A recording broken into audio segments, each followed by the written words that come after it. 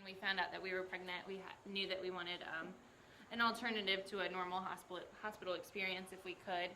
And so we started shopping around, and at the time we lived in a little beach community, and so we kind of had options of going to Charleston, which was 3 hours away, or Chapel Hill, which was 3 hours away, or pretty much everywhere that was 3 hours away. And so we explored some options and took some tours, and when we got to the birth center and took our tour with Maureen, it was just like we just knew that the quilts were on the wall, and the speed was just gentle and responsive. And so for me it was a pretty like love at first sight kind of reaction. It was also nice to not be met with, "You live how far away?" That's crazy, because most everybody was just convinced that was the worst idea in the world, except for the midwives, who were supportive the whole way. You have to tell the Henry Joubert stencil story.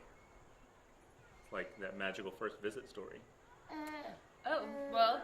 Can't believe you're forgetting this. Yeah, I'm not forgetting it.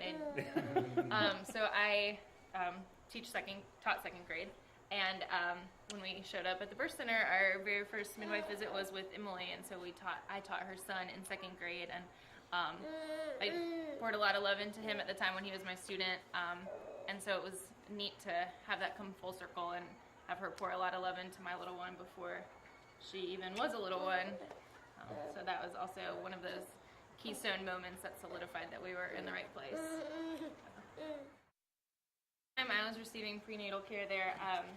I was really impressed with the consent approach, and how often the midwives were like, let me tell you about some things coming up. Let's tell you about some like approaches and things to consider, and then you go and think on them, and next time we'll talk more. And there was never a moment when they said, this is how it's going to be done, this is what's going to happen. They always said, these are some options, and I really appreciated that.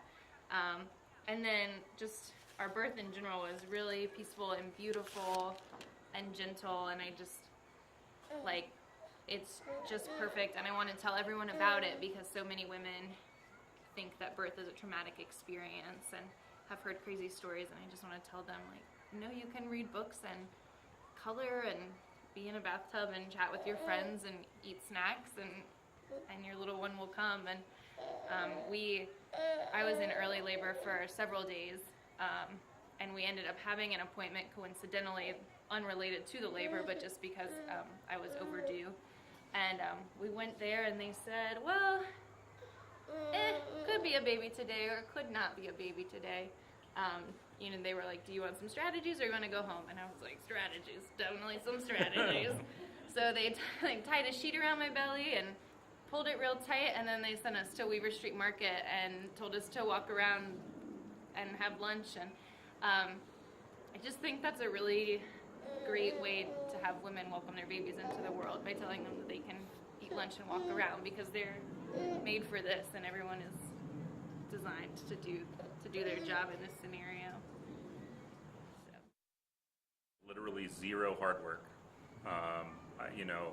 I didn't have to worry, and I think most of that is because there was so little anxiety surrounding the experience. I happen to be married to a woman who is a lot smarter than I am, and who had all the information the whole time. But even then, I can certainly imagine that childbirth is an anxious sort of waiting, and what is this going to be? It's this socially constructed thing that's so giant, and it was just amazing to see how grace and gracefulness could take over in that moment of what in many cases in movies and stories are made to be these stressful medical environments. And it wasn't that.